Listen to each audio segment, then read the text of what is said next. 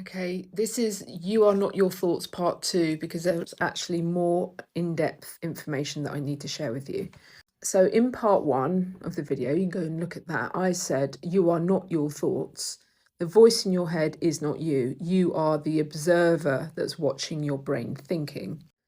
The other really important bit of information that I want to share is about where those thoughts come from. In part 1, we went into why the brain throws up those negative thoughts, because it's all part of the fear center of the brain. It wants to keep us safe.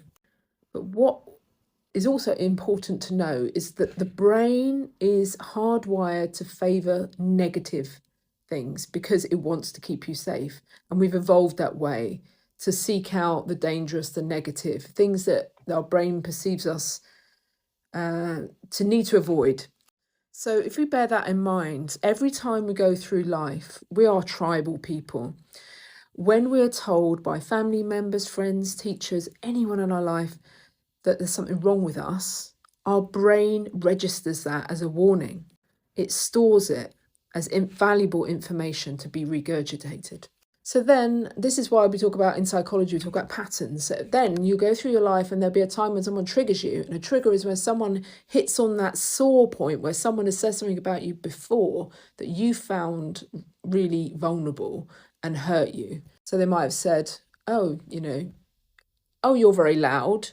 You talk too much. And then what your brain will do, because your brain is hardwired to make negative connections, it will look for evidence of all the other times that you've been told that in your life. And that's where that voice comes from. The voice is a culmination, a consolidation of all the thoughts that you've picked up about as evidence that you are a loud, talkative, annoying person. And that becomes almost like your shadow, because you've been told that's wrong and that's not a good attribute of yours. So you shove that into a part of your subconscious and it becomes your shame. And the truth is, none of that is true. Someone might have had an opinion on you, but people have opinions and they're flippant and they don't always mean them. The trouble is, we build stories around what people tell us.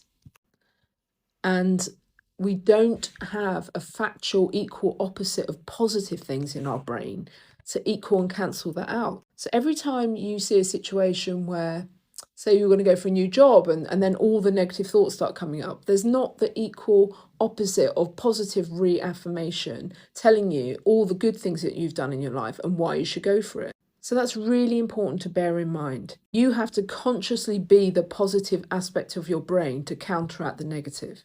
Ignore the internal voice.